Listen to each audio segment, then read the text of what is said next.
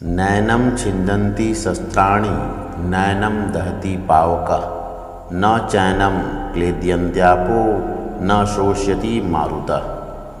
आत्मा को न शस्त्र काट सकते हैं, न आग उसे जला सकती है, न पानी उसे भिगो सकता है, न हवा उसे सुखा सकती है।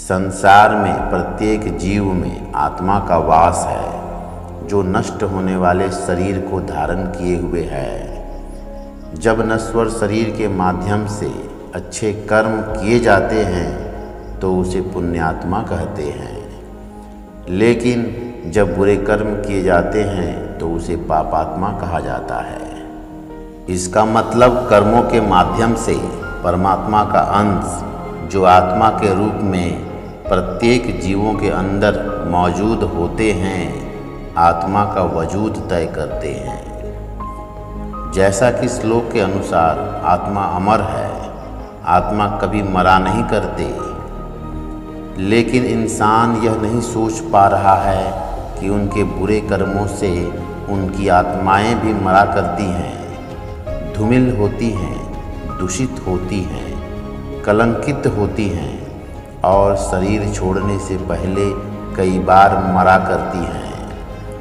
तब जाकर आत्मा नश्वर शरीर को त्याग पाती है। उनके बुरे कर्मों के कारण ही उनको जीवित अवस्था में और उसके मरने के बाद भी कोसा जाता है। अपने बुरे कर्मों से दूसरों को रुलाकर खुद के चेहरे में मुस्कान लाकर कैसे जीते हैं लोग?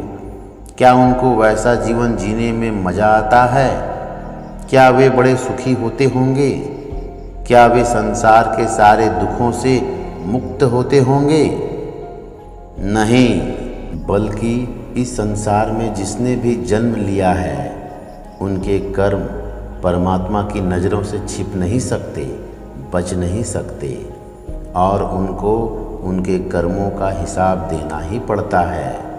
इसलिए इंसान का जीवन ऐसा होना चाहिए जिसमें संतोष की भावना हो, दूसरों के कष्टों को, दुखों को और परेशानियों को समझने और महसूस करने की भावना हो।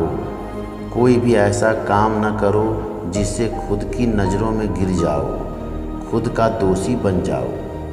अगर बुरे कर्मों से आत्माएं रोती हैं, चिल्लाती हैं, चीखती हैं, कलपती हैं, तो परमात्मा विवश हो जाते हैं अपनी तीसरी आँख खोलने में।